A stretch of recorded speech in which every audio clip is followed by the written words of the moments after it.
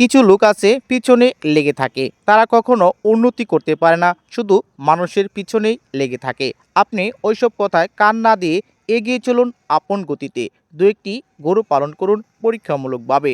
এখান থেকে একটা সময় আপনি ভালো একটি টাকা উপার্জন করতে পারবেন। গরুর জন্য ঘাস এবং খড় ব্যবস্থা করে রাখুন।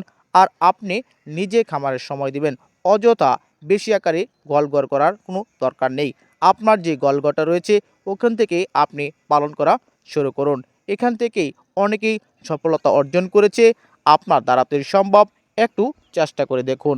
তাই অন্যের কথা না শুনে আপনি আপনার মতে কাজ করা শুরু করুন। যেসব লোকজন পিছনে লেগে রয়েছে, আপনি যখন ভালো কিছু উপার্জন করতে পারবেন তখন তারা আপনার কাছে আসবে, আপনাকে ভালোবাসবে, আপনাকে বুকে জড়িয়ে নেবে।